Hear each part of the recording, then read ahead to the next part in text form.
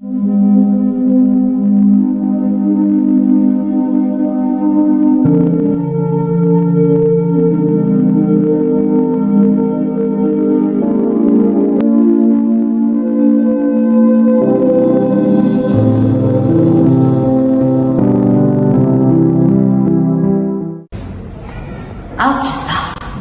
di sebuah bukit yang jauh dari kota di daerah Kalimantan, hiduplah seorang janda miskin dan seorang anak gadisnya.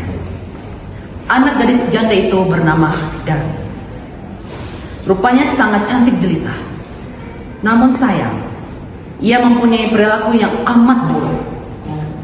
Gadis itu amat pemalas, tak pernah membantu ibunya melakukan pekerjaan-pekerjaan di rumah. Kerjanya hanya bersolek setiap hari. Segala permintaannya harus dituruti. Setiap kali ia meminta sesuatu kepada ibunya, harus dikabulkan. Tanpa memperdulikan keadaan ibunya yang miskin. Setiap hari harus membanting tulang mencari sesuap nasi. Suatu hari, seperti biasa gadis itu mengurung dirinya di dalam kamarnya. Ia tak mau matahari merusak kulitnya. Ia enggan debu-debu mengotori wajahnya. Ibu! Sang ibu tergesa-gesa menghampiri putrinya. Bukankah sudah berulang kali aku bilang bahwa setiap aku bangun, ibu harus sudah menata kamar ini hingga rapi, menyediakan lulur, air hangat, dan membuatkan minuman sanggul untukku. Kamu itu sudah besar, nak. Kamu bisa mengerjakan semua itu sendiri. Ibu kan tahu aku lagi sibuk. Sang ibu hanya mengelus dada, hatinya gelisah. Kesibukan mempercantik diri, hanya itulah yang selalu dilakukan putrinya yang pemalas itu. Matahari mulai memancarkan sinarnya. Sang ibu mulai bersiap-siap untuk berangkat ke sawah untuk bekerja. Ia tidak lupa mengajak Darmi untuk membantunya di sawah. Darmi, ayo bantu ibu bekerja di sawah. Tidak, Bu. Nanti kalau kuku dan kulit kotor gimana? Apa kamu tidak kasihan sama ibu, nak? Saya lagi dandan, Bu. Akhirnya sang ibu pergi ke sawah sendirian. Setelah ibu pulang dari sawah, Darmi langsung menghampirinya. Ibu pulang. Kupanya mana? Nah, ini dia. Jangan, nak. Uang ini untuk membeli beras. Bedakku habis, Bu. Mesti beli yang baru. Kamu ini jadi anak, bisanya cuma minta aja, nggak pernah mau bekerja. Meskipun marah, sang ibu tetap memberikan uang itu kepada Darmi. Keesokan harinya, ketika ibunya pulang dari bekerja, si Darmi meminta lagi uang upah yang diperoleh ibunya untuk membeli alat kecantikannya yang lain. Keadaan itu terjadi setiap hari. Suatu hari, sang ibu mencoba untuk membujuk anaknya agar mulai mengubah tabiat buruknya. Bu, mana uangnya? Nah, coba kamu bantu ibu di sawah. Apa sih, Bu? Ibu ini kan sudah tua. Jika suatu saat ibu dipanggil oleh Tuhan, maka ibu tidak khawatir lagi kamu dapat mengurus dirimu sendiri. Kita ini orang miskin, nak. Kita harus tetap bekerja agar bisa makan. Siapa suka jadi orang miskin? Lagi pula, aku tidak pernah minta kamu jadi ibuku. Ibu pun sedih mendengar ucapan yang terlontar dari mulut anaknya sendiri. Baiklah anakku, ibu hanya memohon agar kamu tidak mengurungi dirimu di rumah. Kenalilah lingkunganmu agar ibu tenang jika suatu saat ibu dipanggil oleh Tuhan. Hari berganti hari. Akhirnya, sang anak mau menuruti kehendak ibunya. Ia tidak keberatan untuk kemanapun bersama sang ibu. Tapi anaknya ini mengajukan sebuah syarat bahwa ibunya tidak diperbolehkan untuk mengakui bahwa ia adalah ibunya di depan umum. Sebagai seorang ibu, tentulah hatinya teriris mendengar itu.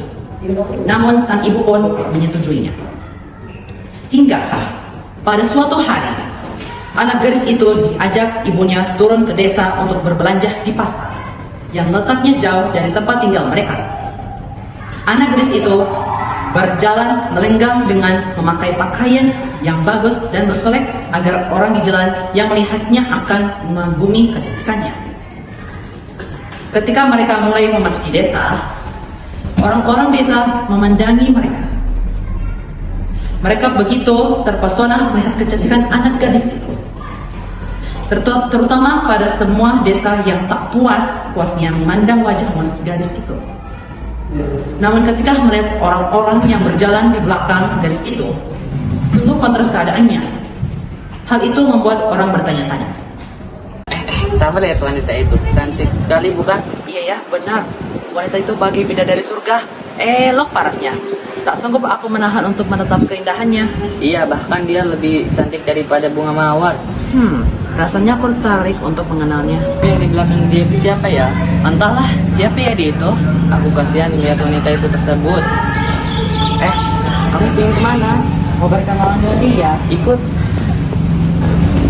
Hai cantik, siapa yang di belakangmu itu? Apakah dia ibumu?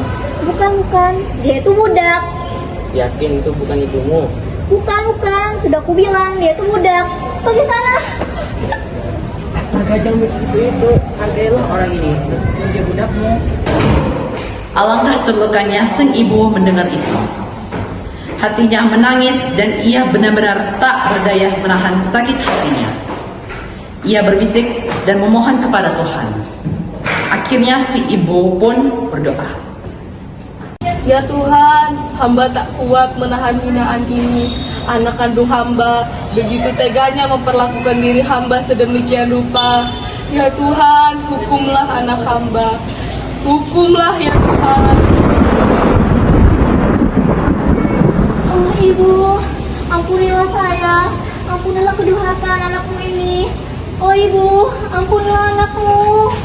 Maafkan ibu nak. Ibu. Anak gadis itu terus meratap dan menangis memohon kepada ibunya.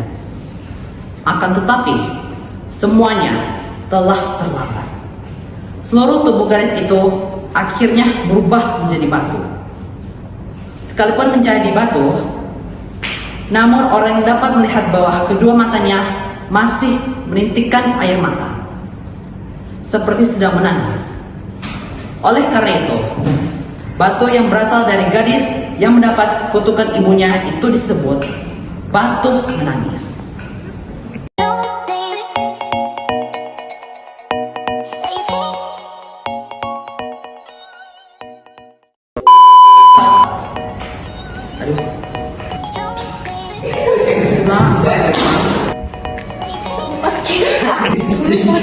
Darmi, ayo.